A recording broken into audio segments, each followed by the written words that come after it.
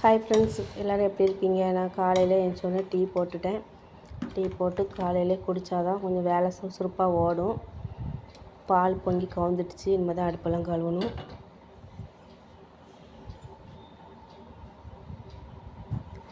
பூனை வேறு மீனுக்கு ஒரே கத்திக்கிட்டே இருக்குது. அதுக்கும் கொஞ்சம் மீனை சூடு பண்ணி, ஏன்னா ஃப்ரிட்ஜில் வச்சா கூலாக இருக்குமா, அது சாப்பிடாது. அதனால் கொஞ்சம் வெந்நீரில் போட்டு சூடு பண்ணி மச்சில் கொண்டு போடுவேன். டீ ரெடி ஆகிட்டு குடிச்சிட்டு தான் அதுக்கு மீன் கொண்டு போடணும்.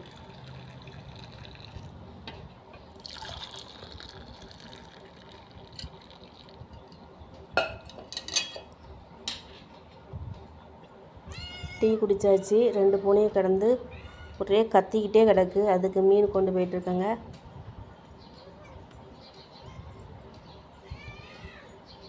கீழே வச்சா வாடை அடிக்கும். அதனால் மச்சில் கொண்டு வச்சிட்டா அது வெயில் அடித்தோன்னா காஞ்சோன்னா இந்த வாடையெல்லாம் போயிடும்.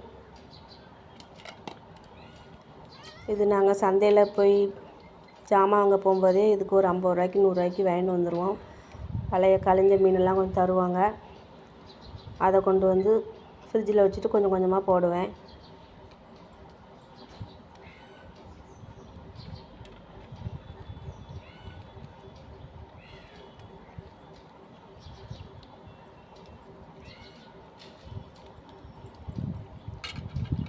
எல்லாம் போட்டாச்சு. அது தூக்கிட்டு ஒரு மீனை ஓடிட்டு, சின்ன பூனை வந்து ஒரு மீனை தூக்கிட்டு ஓரமாக ஓடிட்டு இது உட்காந்து தின்னுட்டு இருக்கு.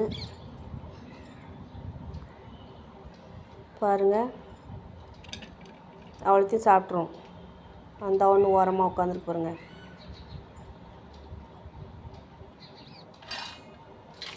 காலையிலே பழைய சோறு தான் அன்றைக்கி எங்கள் வீட்டில். அதை கஞ்சி வத்தல் போட்டு வச்சுருந்தேன். அதையும் வறுத்து துவையல் அரைச்சாச்சு. துவையல் அரைச்சி எடுத்து வச்சுருக்கேன். நெல்லிக்காய் ஊறுகாய். இன்றைக்கி தான் காலையில் டிஃபன் இதுதான் எங்களுக்கு.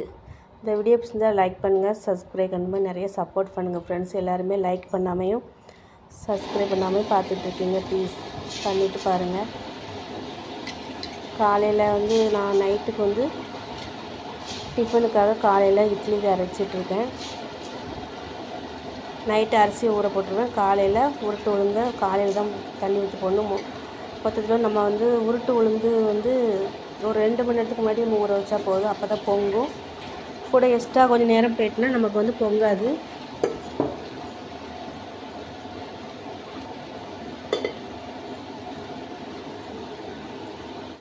இது அரைச்சி நம்ம எடுத்து வச்சிட்டோம்னா நைட்டு டிஃபனுக்கு பிரச்சனை இல்லை.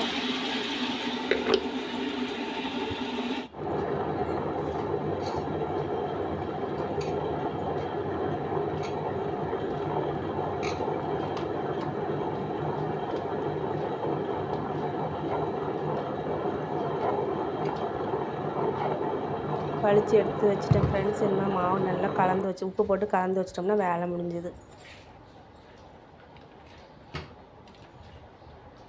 ஒரு 3 நாளைக்கு வரும் இந்த மாவு, எங்களுக்கு போதும்.